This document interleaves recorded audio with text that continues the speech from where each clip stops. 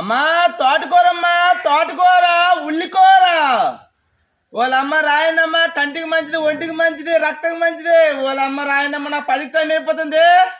ఇలాగే గొంతు చిచ్చి గట్టిగా అరుచుకొని ఆకుకూరలు కాయగూరలు అమ్ముతుంటే ఒక బ్రదర్ ప్రేమతో కామెంట్ పెట్టారు, అన్నా నువ్వు ఇంత గట్టిగా అరుస్తుంటే గొంతుకి ఏమవుతున్నా, దానికి బదులు మంచిగా మైక్ పెట్టుకున్నా బాగుంటుంది కదా అని అనేసి. ప్రతి ఒక్కరికి చెప్పాల్సింది ఏంటంటే ఇప్పటికే రైతులు కష్టాల నుండి సుఖబారిపోవడానికి చాలామంది యంత్రాలు తయారైపోతున్నాయి. ఫర్ ఎగ్జాంపుల్ వ్యవసాయం చేసేటప్పుడు తవ్వేవాళ్ళు, ఇప్పుడు మిషన్లు వచ్చేస్తున్నాయి.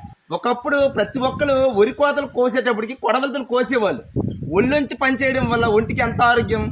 ఇప్పుడు మిషన్ల నుండి వచ్చేస్తున్నాయి. దాని తర్వాత వరి కోతలు అయిపోయిన తర్వాత కట్టలు కట్టుకొని ధాన్యం రప్పించడానికి గొడ్డ మీద కొట్టేసి ధాన్యం తీసేవాళ్ళు.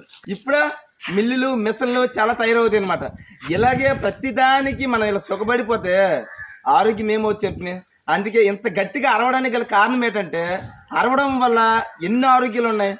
ఊపిరి బిగబెట్టి అరుస్తున్నాం అంటే ఊపిరితిత్తులకి ఎంత ఎక్సైజ్, అది బాగుంటేనే మన బేస్ బాగుంటుంది, కంఠస్వరం బాగుంటుంది, మన ఆరోగ్యం కూడా బాగుంటుంది.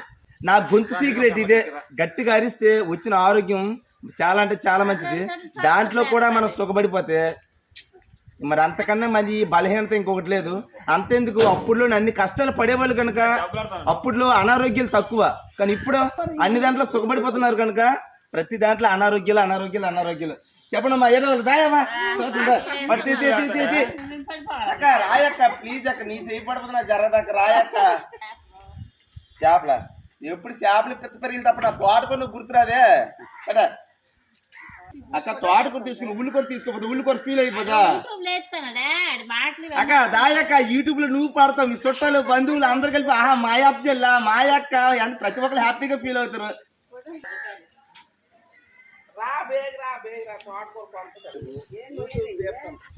ఉల్లికూర ఇప్పుడు అక్క ఎవ్వరికి గిన్నెడు కూరడండి ఇవ్వకండి, ఉల్లికూర తీసుకోలేదు కదా మరి అంతేలాగా. చూడండి ఫ్రెండ్స్, ఈ వీడియో మీకు నచ్చినట్లయితే ప్లీజ్ లైక్ చేయండి, కామెంట్ చేయండి, సబ్స్క్రైబ్ చేయండి, సపోర్ట్ చేయండి. జై హింద్.